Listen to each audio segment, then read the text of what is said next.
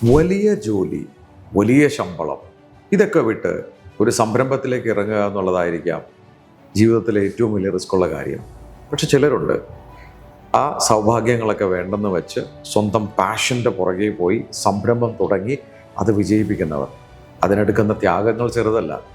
ചിലപ്പോൾ വീണ് കിടക്കുന്നിടത്ത് എഴുന്നേൽപ്പിക്കാൻ ഒരു കൈസഹായം പോലും ഉണ്ടാവില്ല. എന്നാൽ അവിടെ എവിടെയോ ഒരു അദൃശ്യമായ കരങ്ങൾ വരും. അതാണ് സംരംഭം. അദ്ദേഹം ത്യാഗം അനുഭവിച്ചത് 1-2 5 വർഷമാണ്.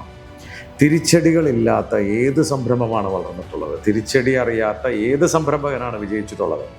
എന്നാൽ അദ്ദേഹത്തെ കൈവിടാതെ ദൈവം തമ്പുരാൻ കൈ കോർത്ത് പിടിച്ചു. അദ്ദേഹത്തിൻ്റെ കുടുംബം കൂടെ നിന്നു.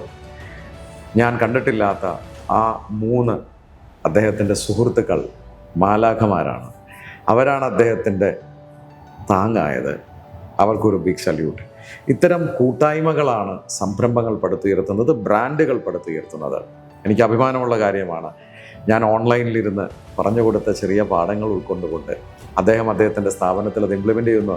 ഇവിടെ ഇരുന്ന് മസ്കറ്റിലിരുന്ന് കേൾക്കുമ്പോൾ മനസ്സ് നിറയുകയാണ്. അത് മാത്രമല്ല, നമ്മുടെ നാട്ടിൽ നിന്ന് ഒരു ചെറുപ്പക്കാരൻ വന്ന് ഒരു FMCG ബ്രാൻഡ്, അതും GCCയിൽ ഒരു ബ്രാൻഡായി അവിടെ 2ാം സ്ഥാനത്തെത്തുക അഭിമാനമാണ്. നമുക്കൊക്കെ അഭിമാനമാണ്. സായ് എന്ന ബ്രാൻഡ്, ആ ബ്രാൻഡ് വളർത്തിയെന്ന് മാത്രമല്ല, വലിയ സ്വപ്നങ്ങളുമായി മുന്നോട്ട് പോകാൻ. ഇന്ന് 100 കുടുംബങ്ങൾക്ക് അന്നം, അത് ചെറിയ കാര്യമല്ല. അത് മാത്രമല്ല, കസ്റ്റമേഴ്സ്, അത് നമ്മുടെ മലയാളികളൊന്നുമല്ല, എല്ലാവരും നെഞ്ചിലേറ്റുകയാണ് ആ ബ്രാൻഡ്.